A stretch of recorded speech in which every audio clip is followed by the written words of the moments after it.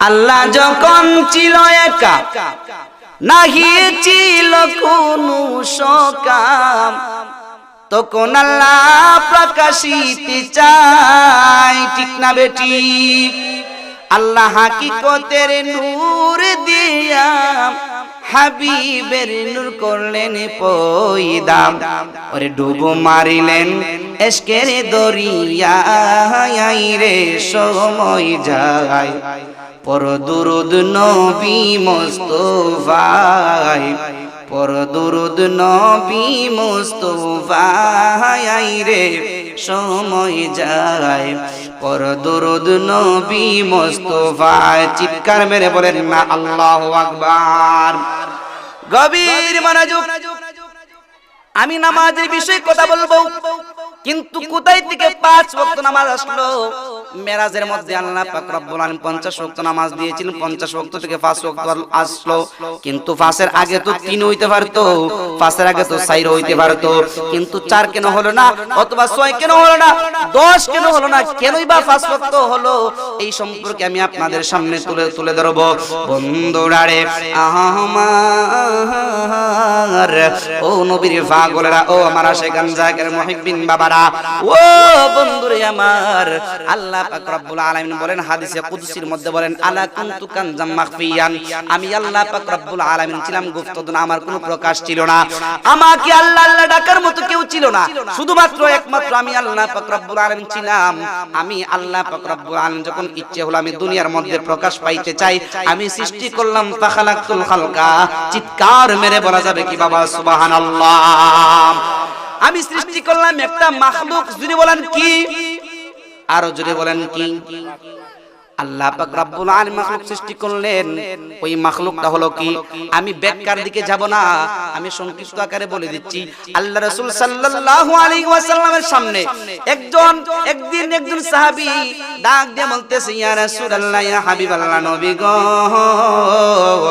ও মায়ের নবী, দয়ার নবী, আপনি জানান গো নবী, সর্বপ্রথম আমার আল্লাহ পাক রব্বুল আলামিন কি তৈরি করেছেন? আল্লাহ রাসূল সাল্লাল্লাহু আলাইহি ওয়াসাল্লাম বলেন, আউয়ালু মা খালাকাল্লাহু বিনূর, সর্বপ্রথম তোমার আল্লাহ পাক রব্বুল আলামিন তোমার দয়াল নবী রাহমাতুল লিল আলামিনের নূর মুবারক তৈরি করেছেন। চিৎকার মেরে বলা যাবে কি বাবা সুবহানাল্লাহ? যেই মাত্র আমার দয়াল নবী রাহমাতুল লিল আলামিন উনার নূর মুবারক আল্লাহ পাক রব্বুল আলামিন তৈরি করলেন, তৈরি করার সাথে সাথে আল্লাহ পাক রব্বুল আলামিন কুদরতি কদম মুবারকে আমার দয়াল নবী রাহমাতুল লিল আলামিন একটা কুদরতি সিজদা মেরে দিয়েছেন। চিৎকার মেরে বলা যাবে কি বাবা সুবহানাল্লাহ? কি দিছে? একটা সিজদা দিছে। এবার আল্লাহ পাক রব্বুল ডাক দেয়, ইয়া রাসূলুল্লাহ, নবী গো, ও মায়ের নবী, দয়ার নবী, বন্ধুর কদমে বন্ধু সিজদা মেরে থাকতে পারে না গো নবী, আপনার শির মুবারক উঠান। জোরে কোন সুবহানাল্লাহ, আর জোরে কোন ইয়া রাসূলুল্লাহ। ইয়া রাসূলুল্লাহ, নবী গো, বন্ধুর কদমে বন্ধু সিজদা মেরে থাকতে পারে না গো নবী, আপনার শির মুবারক উঠান। আমার নবী, আপনার নবীর নূর মুবারক শির মুবারক উঠাইলেন, উঠানোর পরে আবার আরেকটা সিজদা দিলেন। এইভাবে একটা দুইটা সিজদা নয় রে যুবক, আমার দয়াল নবী রাহমাতুল লিল আলামিনের নূর মুবারক আমার আল্লাহ পাক রব্বুল আলামিন কুদরতি কদম মুবারকের মধ্যে আল্লাহ পাক রব্বুল আলামিন পাঁচটা সিজদা দিয়ে দিয়েছেন। চিৎকার মেরে বলা যাবে কি বাবা সুবহানাল্লাহ? আল্লাহ পাক রব্বুল আলামিন বললেন, ইয়া রাসূলুল্লাহ, ইয়া হাবিবাল্লাহ, ও মায়ের নবী, দয়ার নবী, আপনি যে আমার কদম মুবারকের মধ্যে 5টা সিজদা দিলেন গো নবী, ওই 5টা সিজদা মুবারক কি আমি আল্লাহ পাক রব্বুল আলামিনের এত পছন্দ হইছে, ওই 5টা সিজদা মুবারককে আমি আল্লাহ পাক রব্বুল আলামিন এত মায়া করছি।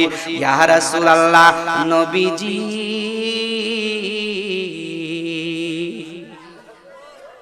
ও মায়ার নবী, দয়ার নবী, ওই 5টা সিজদা মুবারককে আমি আল্লাহ পাক রব্বুল আলামিন আপনার উম্মতি মুহাম্মাদের জন্য 5 ওয়াক্ত নামাজ বানায়া দিয়েছি।